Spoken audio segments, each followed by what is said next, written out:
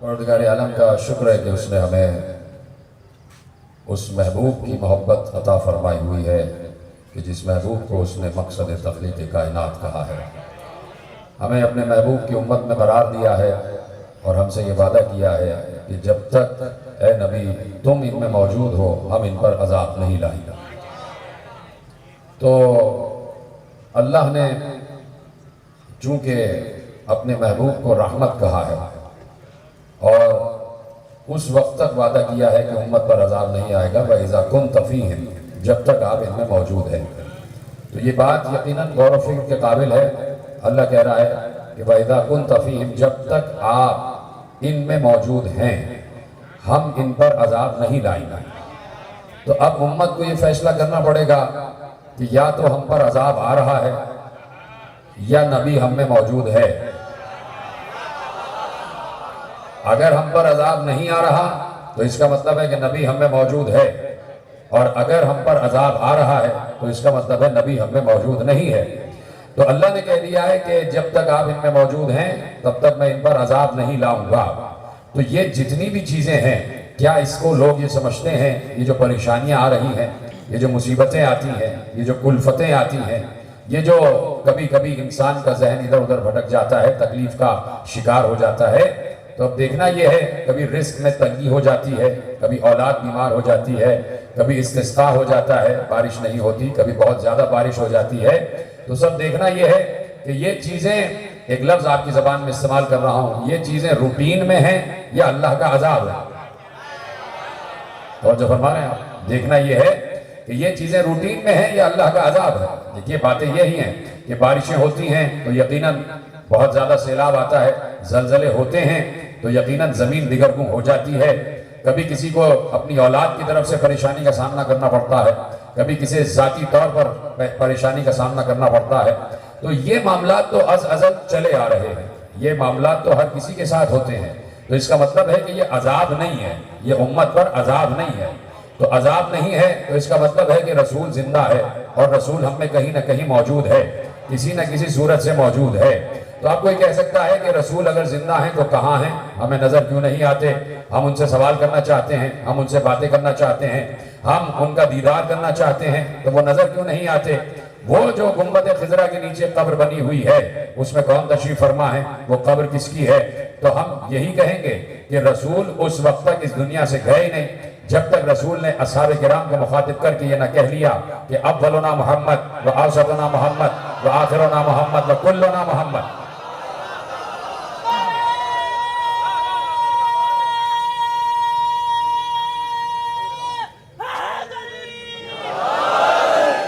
तो जो फरमा रहे ना आप, और बहुत तेजी से मुझे मंजिलें तय करना है, इसके बाद मुझे 2 मजालिस पढ़ना है, आप मेरे साथ रहेंगे तो बहुत तेजी से मैं तमाम मनाजिल तय करता हुआ आपको अपने साथ लेता हुआ आगे बढ़ता जाऊंगा।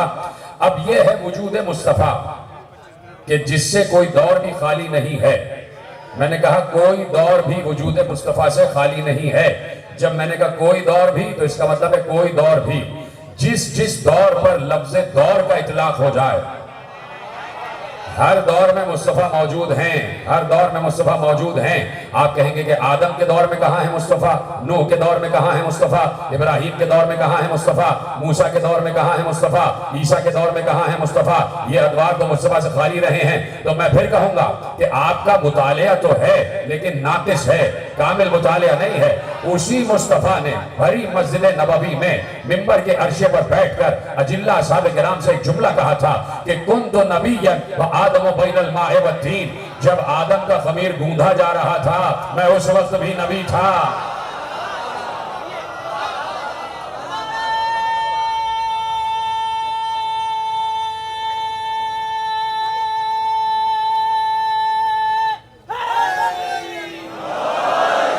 कुन्तु नबिय्यन व आदम बैनल माए व तीन, मैं उस वक्त भी नबी था जब आदम का खमीर गूंदा जा रहा था, जब आदम आबोगिल के दरमियान थे, जब आदम पानी और मिट्टी के दरमियान थे, मैं उस वक्त भी नबी था। तो अब मेरे अजीजों سنت خدا بھی تو دیکھو، فطرت خدا بھی تو دیکھو، اصول خدا بھی تو دیکھو، آئین خدا بھی تو دیکھو۔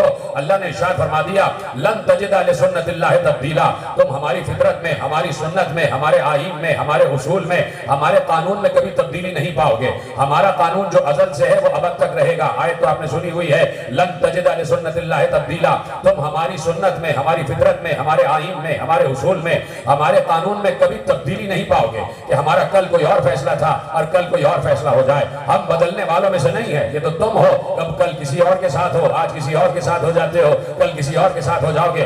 اپنے فیصلے تم بدلتے رہتے ہو، لیکن ہمارے یہاں فیصلہ نہیں بدلتا، ہمارے یہاں اصول نہیں بدلتا، ہماری سنت نہیں بدلتی۔ اللہ کہہ رہا ہے کہ میری سنت کبھی نہیں بدلتی، میری جو ایک فطرت ہے وہ ازل سے ہے اور ابد تک رہے گی۔ تو اب اللہ کی سنت یہ ہے، اللہ کی فطرت یہ ہے کہ وہ ہر دور میں نبی بھیجتا رہا ہے۔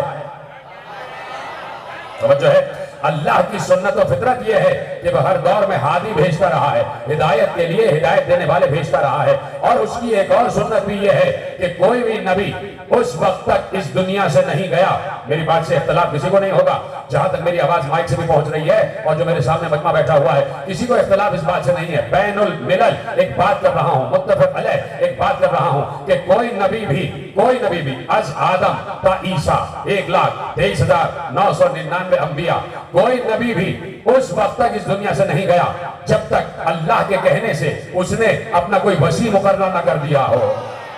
میں کہہ چکا ہوں بات بھائی، یہ پیچھے والے حضرات بھی میرے ساتھ لیتے جائیں آگے، جلدی تیزی سے مجھے تیزی سے منزل طے کرتا آگے بڑھنا ہے کہ اللہ کہہ رہا ہے کہ کوئی نبی بھی، یہ میری سنت ہے، کوئی نبی از آدم تا عیسیٰ، کوئی نبی ایسا نہیں ہے کہ جو بغیر وسیع گیا ہو۔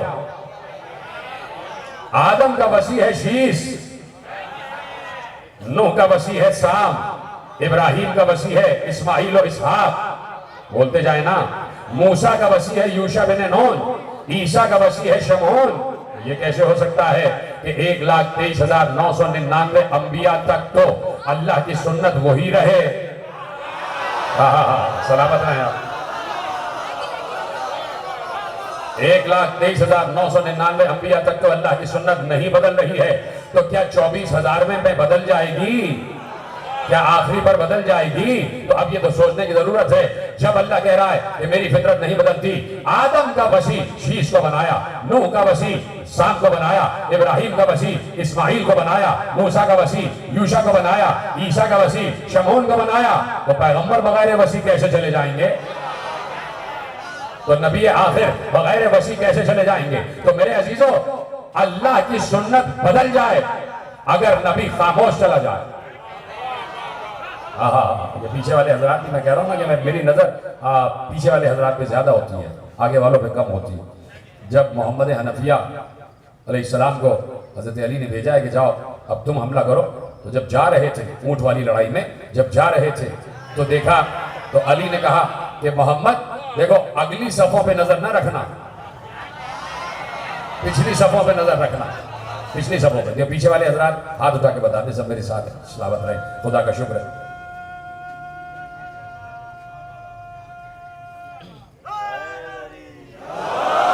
سلامت رہیں۔ تو اللہ کی سنت نہیں بدلتی، اللہ کی فطرت نہیں بدلتی، جو ازل سے فطرت ہے وہ ابد تک رہے گی۔ بولیے ہاں یا نہیں؟ تو یہ کیسے ہو سکتا ہے کہ نبی بغیر وسیع چلا جائے؟ تو اس وقت ہم سمجھیں گے کہ اللہ کی سنت بدل گئی اگر نبی جاتے جاتے خاموش چلا جائے۔ اگر نبی کچھ کہہ کے نہ جائے تو ہم سمجھ لیں گے کہ اللہ کی سنت بدل گئی، اور اللہ کی سنت کبھی بدلتی نہیں ہے۔ اس لیے نبی کو اس آیت کا بھرم رکھنا پڑے گا۔ اگر نبی خاموش چلا جائے تو اس کا مطلب ہے اللہ کی سنت بدل گئی، اور نبی اگر جاتے جاتے من کنت مولا ہو فہذا علی مولا کہتے جائے۔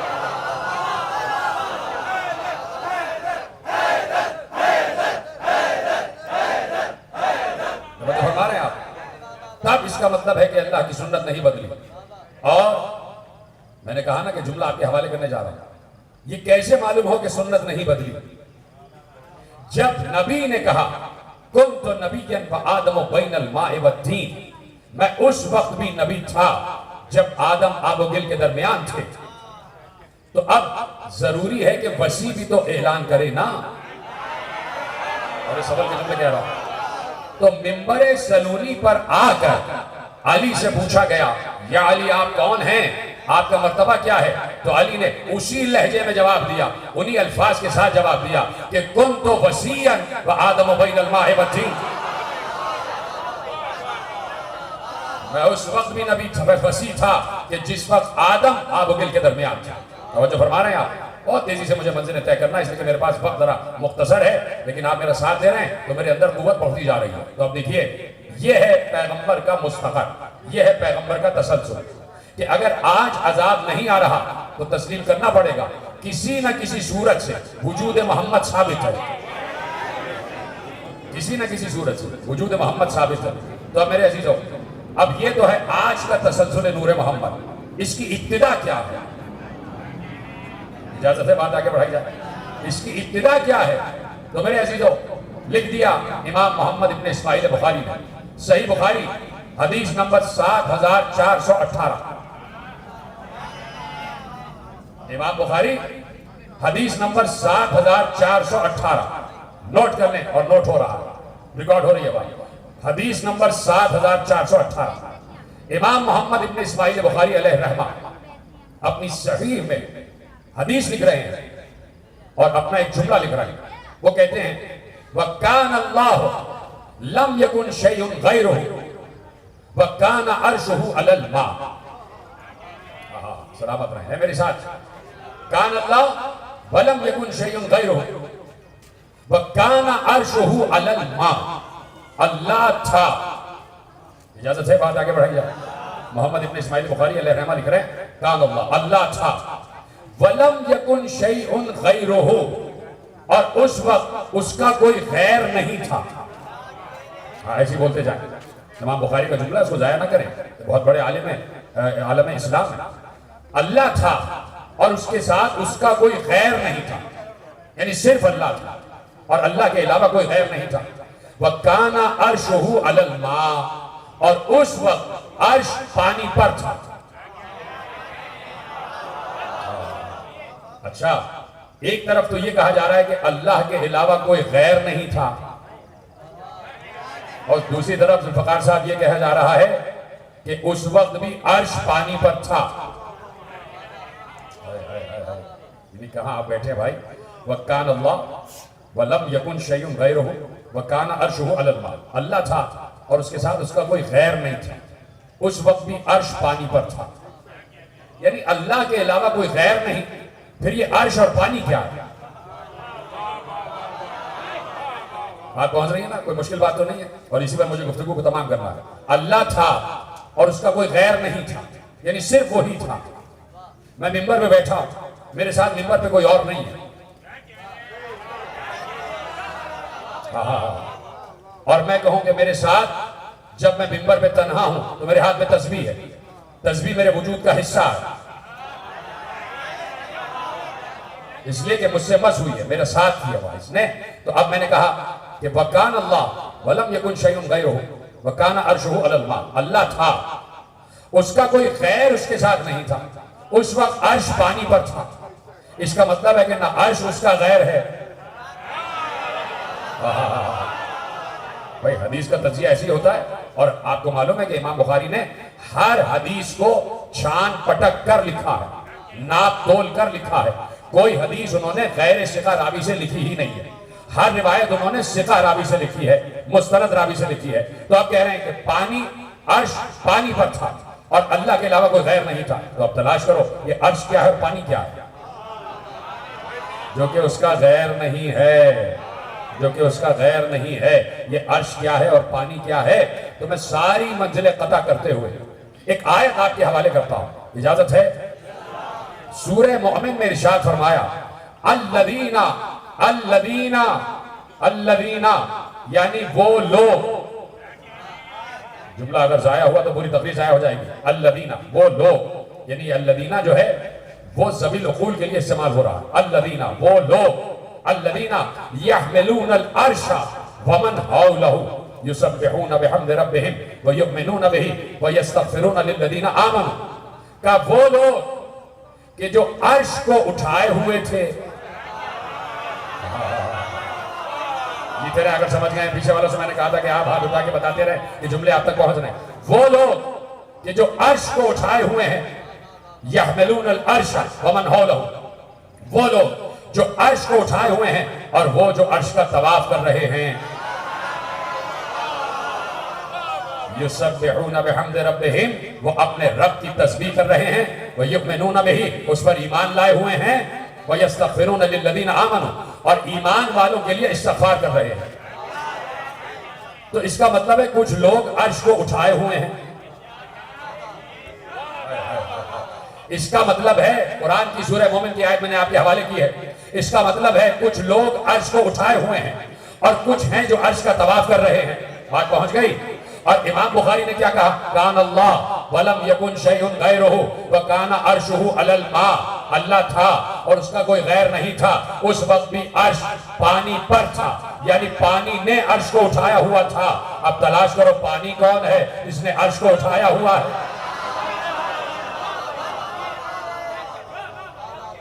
اب تلاش کرو کہ پانی کون ہے جس نے عرش کو اٹھایا ہوا ہے, جس نے عرش کو اٹھایا ہوا ہے. یہ دو باتیں آپ کے ذہن میں پہنچ گئی. اب میں نتیجہ آپ کے حوالے کرو. تیار ہے سب؟ جس تک میری آواز نہ پہنچے وہ ہاتھ اٹھا کے اپنی آواز مجھ تک پہنچا دے. اللہ نہیں, اللہ تھا, اس کے ساتھ کوئی غیر نہیں تھا. اس وقت عرش پانی پر تھا, یعنی پانی نے عرش کو اٹھایا ہوا تھا. آیت کیا کہہ رہی ہے, الذین یحملون العرش, وہ لوگ جنہوں نے عرش کو اٹھایا ہوا ہے. اس کا مطلب ہے کچھ لوگ ہیں جنہوں نے عرش کو اٹھایا ہوا ہے. اب وہ کب سے ہیں؟ جیتے رہے, سلامت رہیں. اب وہ کب سے ہیں؟ کب سے ہیں؟ وہ جب سے ہیں کہ جب سے عرش کو پانی نے اٹھایا ہوا ہے. اور عرش نے پانی کو جب اٹھایا ہوا ہے تو اس وقت اللہ کا کوئی غیر نہیں ہے.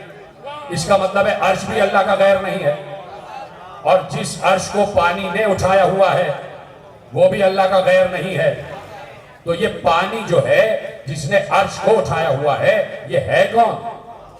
اس کا مطلب ہے کہ وہ اللہ سے بلا فصل ہے. اللہ سے بلا فصل ہے. اب جملہ آپ تک پہنچا دوں, نتیجہ آپ تک پہنچا دوں کہ وہ کون ہے کہ جو ماں ہے, الماء ہے, جس نے عرش کو اٹھایا ہوا ہے. تو الماء وہ ہوگا جو اول مخلوق ہوگا.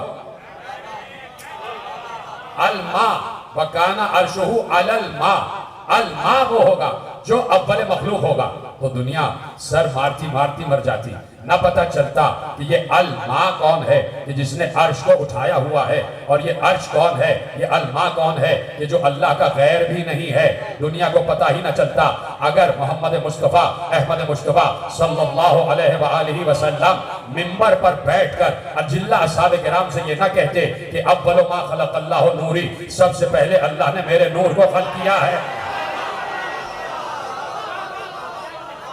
سلامت رہیں آپ. سب سے پہلے اللہ نے میرے نور کو خلق کیا ہے. اس کا مطلب ہے اول مخلوق ہے مصطفیٰ, اول مخلوق ہے مصطفیٰ. اب یہاں میں آپ تک ایک جملہ پہنچانا چاہتا ہوں, اور جملہ بہت اہم ترین کتاب سے ہے, سیرت حلبیہ میں لکھا ہے, اور علامہ قسطلانی نے مواہب لدنیہ میں لکھا. دو حوالے دے دیے بھائی, ٹھیک ہے, دو حوالے آپ کے لیے دے دیے میں نے کہ وہ ارشاد فرماتے ہیں کہ پیغمبر مسجد نبوی میں بیٹھے ہوئے تھے, منبر پر تشریف فرما تھے, اور اپنی شان بیان کر رہے تھے, اپنی منزلت بیان کر رہے تھے. ایسے میں پیغمبر نے امت کو مخاطب کر کے کہا, ان اللہ تعالی قد خلق قبل الاشیاء نور نبیوں کا, اللہ نے تمام اشیاء سے پہلے تمہارے نبی کے نور کو خلق کیا.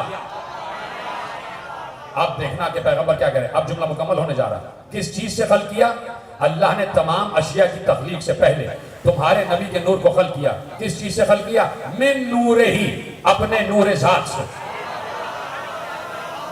ہاں دیکھیے, مصطفیٰ کا ذکر ایسے ہی سنا جاتا ہے, مقام مصطفیٰ ایسے ہی سنا جاتا ہے, مقام رسالت ایسے ہی سنا جاتا ہے. یہ مصطفیٰ کا تذکرہ ہے, محمد مصطفیٰ کا تذکرہ ہے, عبداللہ کے بیٹے کا تذکرہ ہے, تو ایسے ہی سنا جاتا ہے. اور بات ختم ہو رہی ہے, یہیں سے تقریر آخری مرحلے میں داخل ہو جائے گی, اور میرا ساتھ آپ دیتے جائیں.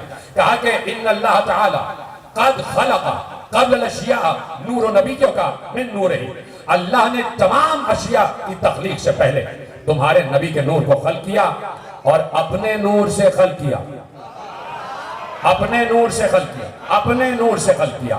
یہاں پر علامہ زرقانی ایک بہت بڑے عالم اہل سنت ہے، وہ اس جملے کی تشریح کرتے ہیں۔ اجازت ہے یہ جملہ آپ کے حوالے کروں؟ کم از کم ہاتھ اٹھا کے بتا دیں پیچھے والے، اجازت ہے، اور آپ تک آواز پہنچ رہی ہے۔ یہاں پر علامہ زرقانی نے ایک جملہ لکھا اس حدیث کی تشریح میں۔ کیا حدیث لکھی؟ صاحب مواہب لدنیہ اور جنت الخلد ایک اور کتاب ہے، اس کا بھی حوالہ لے لیں آپ۔ اور اس کے علاوہ میں نے آپ کے سامنے علامہ قسطلانی کا حوالہ بھی دے دیا اور سیرت حلبیہ کا حوالہ بھی دے دیا، ٹھیک ہے؟ 3 حوالے آپ کے پاس آ گئے۔ اب یہاں پر علامہ زرقانی لکھ رہے ہیں یہ جو پیغمبر نے کہا، توجہ سے سنیے گا اور مجھے بتائیے کہ جملہ آپ تک پہنچ رہا، بہت حساس جملہ ہے اور میں اپنی طرف سے نہیں کہہ رہا، میں ایک بہت بڑے عالم اہل سنت کے حوالے سے اس جملے کی تشریح آپ کے حوالے کر رہا ہوں، اور بہت بڑا نام ہے علامہ زرقانی علیہ رحمہ۔ وہ کہتے ہیں کہ اس مقام پر یہ جو پیغمبر نے کہا کہ مجھے اللہ نے اپنے نور سے خلق کیا، من نور ہی، اپنے نور سے خلق کیا، تو یہ نہیں کہا کہ اللہ نے مجھے اپنے نور جلال سے خلق کیا۔ جیتے رہیں، یہ پیچھے والے حضرات بھی ذرا ہاتھ اٹھا کے بتائیں تاکہ میرا دل بڑھتا جائے، تاکہ مجھے حوصلہ افزائی میری ہوتی جائے کہ وہ کہہ رہے ہیں علامہ زرقانی کا جملہ ہے کہ پیغمبر نے یہ کہا کہ اللہ نے مجھے اپنے نور سے خلق کیا، یہ نہیں کہا کہ نور جلال سے خلق کیا یا نور جمال سے خلق کیا۔ اگر وہ یہ کہہ دیتے کہ مجھے اللہ نے اپنے نور جلال سے یا نور جمال سے خلق کیا ہے، تو اس کا مطلب ہے کہ پیغمبر کہہ رہے تھے کہ اللہ نے مجھے اپنے کسی نور صفت سے خلق کیا، اور اگر ایک صفت سے خلق کیا ہے تو دوسری صفت سے خلق نہیں کیا۔ سلامت رہیں اگر جملہ پہنچ گیا آپ تک۔ ایک صفت سے خلق کیا ہے تو اس کا مطلب ہے دوسری صفت اس میں شامل نہیں۔ اگر کہا کہ نور جلال سے خلق کیا ہے تو اس کا مطلب ہے اس میں نور جمال شامل نہیں ہے۔ اگر کہہ دیا کہ اس میں نور جمال سے خلق کیا ہے تو اس میں نور جلال شامل نہیں ہے۔ اگر کہہ دے کہ اپنے نور عظمت سے شامل کیا ہے تو نور جمال شامل نہیں ہے۔ اگر کہہ دے کہ اپنے نور رفعت سے شامل کیا ہے تو نور عظمت شامل نہیں ہے۔ یعنی اگر کسی ایک صفت سے کہہ دیتے کہ اس صفت سے اللہ نے مجھے اپنی اس صفت سے خلق کیا ہے تو کوئی دوسری صفت رہ جاتی، لیکن جب ذات کہہ دیا من نور ہی، یعنی اپنے نور ذات سے خلق کیا ہے، تو ذات میں جتنی صفتیں ہیں ساری کی ساری آ گئی۔ ادھر ہے، سلامت ہے۔ کہا کہ اپنے نور ذات سے، تو ذات میں ساری صفتیں آ گئی۔ بولی آ گئی کہ نہیں آ گئی؟ ہے نا؟ یہاں جتنے لوگ بیٹھے ان کی ذات ایک ہے لیکن صفتیں مختلف ہیں، کسی میں 2 صفتیں، کسی میں 4 صفتیں ہیں، کسی میں 8 صفتیں ہیں، تو ساری کی ساری صفتیں اس کی ذات کا حصہ ہیں، ساری کی ساری صفتیں اس کی ذات کا حصہ ہیں۔ اور یہ صفتیں اگر خون میں شامل ہیں تو اس کا مطلب ہے کہ بیٹے تک بھی پہنچ گئیں۔ ٹھیک ہے؟ آپ کہہ رہے ہیں عالم اہل سنت کہ اللہ نے اپنے نور ذات سے خلق کیا ہے، اس کا مطلب ہے کہ ذات میں جتنے صفات ہیں وہ سب کے سب ذات محمد میں سموئے جا رہے ہیں۔ اپنے جتنے صفات ہیں وہ سب کے سب ذات محمد میں موجود ہیں۔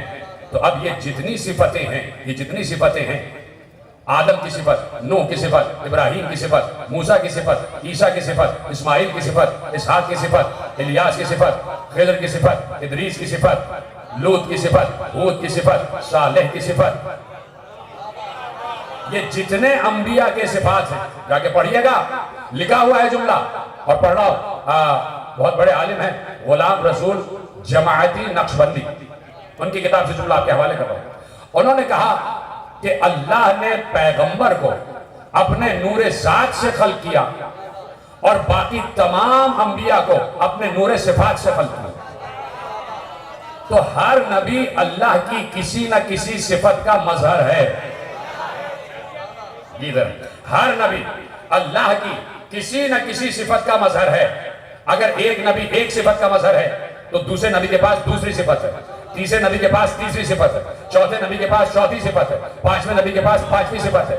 1,23,999 انبیاء ہیں تو ہر نبی اللہ کی کسی نہ کسی صفت کا مظہر ہے۔ تو جو صفتیں نبیوں میں تقسیم ہو گئیں وہ ساری صفتیں محمد میں سمٹ کر آ گئیں۔ جیتے رہیں، سلامت رہیں آپ۔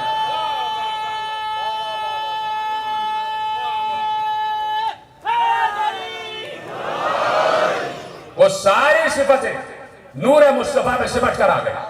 اب جو آدم کی صفت ہے، جو نوح کی صفت ہے، جو موسیٰ کی صفت ہے، جو ابراہیم کی صفت ہے، جو عیسیٰ کی صفت ہے، علیہ الصلوۃ والسلام، یہ سارے ہمارے نبی ہیں، بڑے قابل احترام نبی ہیں، یہ ساری صفتیں سمٹ کر ذات مصطفیٰ میں آ گئے. نہیں، جملہ پلٹ رہا ہوں اور آخری آدمی تک چاہتا ہوں کہ مجھے بتایا جائے کہ جملہ اب تک پہنچ رہا ہے. میں نے کیا کہا؟ جتنی صفتیں وہ ساری سمٹ کر محمد مصطفیٰ میں آ گئے. نہیں، جملہ میں نے غلط کہا. محمد مصطفیٰ میں جتنی صفتیں تھیں وہ بٹی تو انبیاء میں تقسیم ہوتی چلی گئی.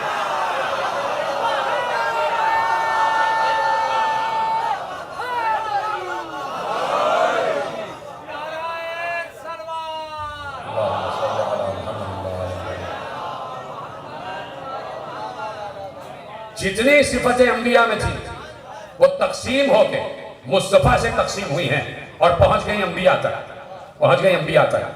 اس لیے پیغمبر نے کہا اول ما خلق اللہ نوری، اللہ نے سب سے پہلے میرے نور کو خلق کیا. تو یہ بتائیے کہ جو نبی کو نور نہیں مانتا اس سے سوال ہے. وہ کہتے ہیں نہیں صاحب نبی نور نہیں ہے اور یہ حدیث ہمیں نہیں اچھی لگتی اور یہ حدیث قابل اعتبار نہیں ہے اور اسے فلاں نے لکھا، فلاں نے لکھا، فلاں نے لکھا. ان سے پوچھنا چاہتا ہوں، قرآن میں سورہ مائدہ کہہ رہا ہے قد جاءکم من اللہ نور و کتاب مبین. قد جاءکم من اللہ نور و کتاب مبین. تمہاری طرف اللہ کی طرف سے ایک نور بھیجا گیا اور ایک کتاب بھیجی گئی. اللہ کی طرف سے تمہاری طرف نور بھیجا گیا اور کتاب بھیجی گئی. تو یہ کتاب کیا ہے؟ یہ تو بچے کو معلوم، کتاب سے مراد قرآن ہے. کتاب سے مراد قرآن ہے. ٹھیک ہے، آپ کہیں گے کہ صاحب نور سے مراد قرآن ہے، نور سے مراد کتاب ہے. تو جب نور سے مراد کتاب ہی ہے یا تو اللہ لفظ نور ہی استعمال کر دیتا یا لفظ کتاب استعمال کر دیتا. یہ نور کا لفظ الگ کیوں ہے، کتاب کا لفظ الگ کیوں ہے؟ یہ نور کا لفظ الگ کیوں ہے، کتاب کا لفظ الگ کیوں ہے؟ اس کا مطلب ہے جو کتاب لے کر آیا ہے وہ نور ہے. بہت آسانی سے سن لیا آپ نے جملہ. جو کتاب لے کر آیا ہے وہ نور ہے، جو کتاب لے کر آیا ہے وہ نور ہے. سوچو، نبی کا نور ہونا تسلیم کرنا سب کو واجب ہے. آپ کو نبی کو نور تسلیم کرنا پڑے گا، نبی کو نور تسلیم کرنا پڑے گا. کتاب بھی نور ہے، قرآن بھی نور ہے اور نبی بھی نور ہے. یہاں کتاب اور لفظ نور الگ الگ استعمال کر کے بتایا کہ قرآن یہ نور ہے اور یہ والا نور یہ نور ہے. اب دونوں کا تذکرہ الگ کیوں کیا ہے جب کتاب بھی نور ہے اور نبی بھی نور ہے؟ تو اب میں نے کہا میں جملہ دوہرا رہا ہوں، نبی کو نور ماننا پڑے گا، نہیں تو بڑا مسئلہ ہو جائے گا. یہ کتاب جسے قرآن کہا جا رہا ہے، اتنا آسان جملہ کہنے جا رہا ہوں کہ آخری آدمی تک یہ جملہ پہنچ جائے گا. یہ کتاب جسے قرآن کہا جا رہا ہے یہ اتنی نورانی ہے، اتنی نورانی ہے، اتنی نورانی ہے. دیکھیے جناب موسیٰ کی قوم نے کہا کہ ہمیں دکھاؤ کہ تمہارا اللہ کیسا ہے. اللہ نے کہا تم دیکھ ہی نہیں سکتے، تم دیکھ ہی نہیں سکتے. کہا اچھا دیکھنا ہی چاہتے ہو تو آ جاؤ، کوہ طور پر آ جاؤ، پہاڑ پر آ جاؤ، پہاڑ پر آ جاؤ، پہاڑ پر آ جاؤ. پہاڑ پر پہنچے، نور کی ایک جھلک آئی، پہاڑ ریزہ ریزہ ہو گیا. جناب موسیٰ بے ہوش ہو گئے، جو 70 آدمی آئے تھے وہ مر گئے. توجہ ہے، پہاڑ ریزہ ریزہ ہو گیا، جناب موسیٰ بے ہوش ہو گئے اور جو 70 آدمی آئے تھے وہ مر گئے. پہاڑ ریزہ ریزہ ہو گئے نا. کس کا نور آیا تھا؟ اللہ کا نور. چلیے تھوڑی دیر کے لیے مان لیجئے نا آپ، اللہ کے نور کی ایک جھلک تھی کہ پہاڑ بھی ریزہ ریزہ ہو گیا، موسیٰ بے ہوش ہو گئے، 70 بنی اسرائیل کے جو لوگ آئے تھے وہ مر گئے. اب یہ ہے اللہ کا نور. تو یہ قرآن کیا ہے؟ یہ قرآن اللہ کا علم ہے اور اللہ کا علم اللہ کا نور ہے. اللہ کا علم اللہ کا نور ہے. اسی نور کے لیے اللہ نے کیا کہا؟ وَلَوْ أَنزَلْنَا هَذَا الْقُرْآنَ عَلَى جَبَلٍ لَرَأَيْتَهُ خَاشِعًا مُتَصَدِّعًا مِنْ خَشْيَةِ اللَّهِ. اگر ہم اس قرآن کو پہاڑ پر نازل کر دیتے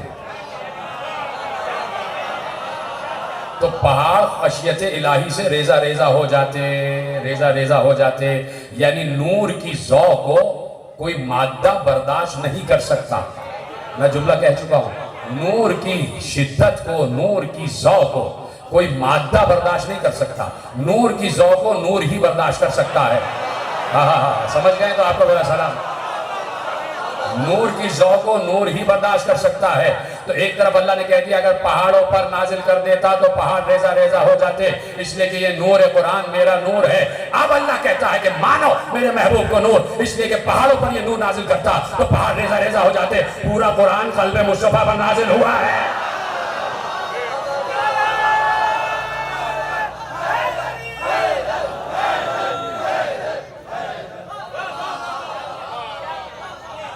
पूरा का पूरा कुरान कल्ब मुस्तफा पर नाजिल हुआ है।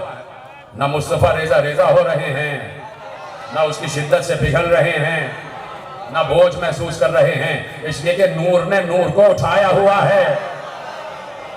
वज़्न नूर नूर ही उठा सकता है। जुमला आपके हवाले कर रहा हूं। वज़्न नूर नूर का वज़्न नूर ही उठा सकता है। नूर का वज़्न नूर ही उठा सकता है। नूर का वज़्न नूर ही उठा सकता है। अगर ऐसा ना होता तो 10,000 लोग थे फतेह मक्का के बाद।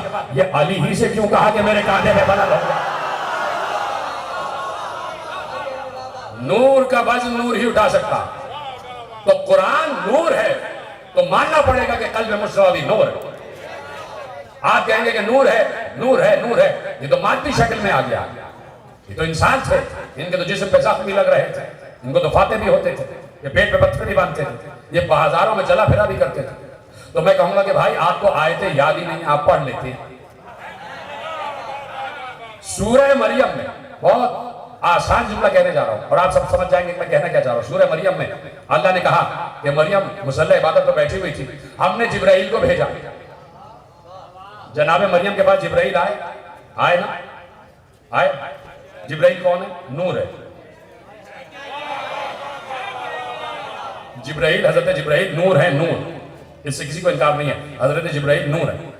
जनाबे मरियम के पास भेजा, क्या कह के भेजा?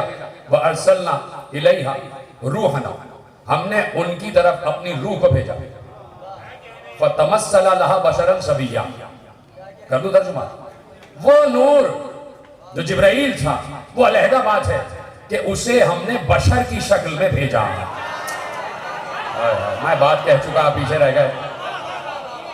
हमने अपनी रूह यानी जिब्राइल को मरियम के पास भेजा और नूर है जिब्राइल और जिब्राइल है नूर, लेकिन उस नूर को हमने बशर की शक्ल में भेजा। बशर की शक्ल में भेजा। जब अल्लाह के एक मलक का नूर, करोबियाने अर्श, हमारे मकतब की रिवायत में लिखा हुआ है कि मलाइका आसमानी में तबकात हैं, उनमें करोबियाने अर्श हैं जो मुकर्रब बारगाह इलाही है और वो सारे के सारे दिल में मोहब्बत अली रखते हैं। उन करोबियों में से एक करोबी का नूर था जो मूसा को तूर पे दिखाई दिया। उन मलाइका में से एक मलक का नूर था कि जो मूसा को कोहे तूर पर दिखाई दिया तो मूसा बेहोश हो गए। ठीक है, अब कहना ये चाहता हूं, मूसा तो मर्द थे, कलीमुल्लाह भी थे, मूसा का गजब भी मशहूर है, मूसा का जलाल भी मशहूर है, मूसा का रोबो दबदबा भी मशहूर है। उसके बावजूद उस नूर की ज़ौक़ को बर्दाश्त न कर सके। बिल्कुल बराह रास्त नूर आ रहा था। उस नूर ने किसी शक्ल में अपने को तब्दील नहीं किया था।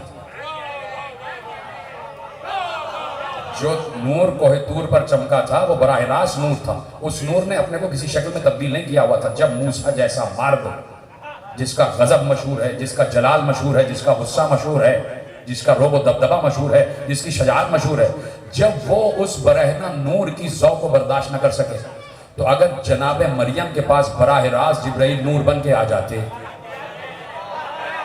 तो जनाब मरियम भी बर्दाश्त न कर पाती। इसलिए जरूरी था ताकि तुम बर्दाश्त कर सको, इसलिए अपने महबूब को लिबासे बशर में दे के भेजा है। अगर अपने असली शक्ल में आ जाता तो तुम्हारा भी वही हश्र होता, तो कौम मूसा का हश्र, कौम मूसा का हश्र हुआ, तुम्हारा भी वही हश्र होता।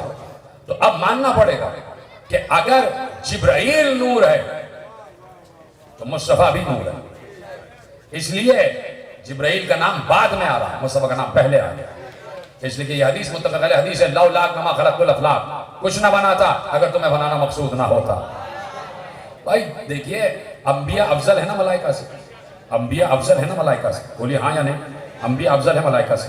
हर रिवायत में लिखा हुआ है कि नूरे नबी की जबीन से, जबीन नूर नबी यानी नबी के जिस्म की बात नहीं हो रही, इस खाकी जिस्म की बात नहीं हो रही जिस लिबास बशर में नबी आए थे, नूर नबी की बात हो रही है और आलम अरवाह की, आलम अनवार की बात हो रही है कि जब नूर नबी खल्क हुआ है और उसने आखिरी नूर इल्म में, आखिरी दरिया इल्म में गोता खाया है और जब वो नूर बाहर बरामद हुआ है तो उसकी जबीन से 1,23,999 पसीने के कतरे टपके और हर कतरे से अल्लाह एक नबी बनाता गया, नबी बनाता गया। तो भाई नबी अफजल है ना अंबिया मलाइका से, अंबिया अफजल है। تو اس کا مطلب ہے ہر نبی جبرائیل سے بھی افضل ہے، ہر نبی جبرائیل سے بھی افضل ہے۔ اور ہمارا نبی کون ہے؟ افضل الانبیاء، ہمارا نبی ہر نبی سے افضل ہے۔ تو ماننا پڑے گا کہ سب سے پہلے نور نبی اللہ نے خلق کیا، جہاں سے بات ختم ہو رہی تھی، جہاں سے شروع ہوئی وہیں ختم ہو رہی ہے۔ اول ما خلق اللہ نوری، سب سے پہلے اللہ نے میرے نور کو خلق کیا۔ اب تلاش کرو کہ وہ نور نبی ہے کہاں؟ تو میں نے کہا کہ دیکھو کہ اولنا محمد و اوسطنا محمد و آخرنا محمد و کلنا محمد، ہم سب کے سب محمد ہیں، اپنے اپنے دور کا محمد، انہی صفات کا حامل ہے جس صفات کا محمد ہے مصطفیٰ حامل۔ اس لیے پیغمبر نے اپنے دونوں نواسوں کو اٹھا کر کہا کہ حسن مشتبہ سر سے لے کر شکم تک مجھ سے مشابہ ہے، اور شکم سے قدموں تک حسین مجھ سے مشابہ ہے۔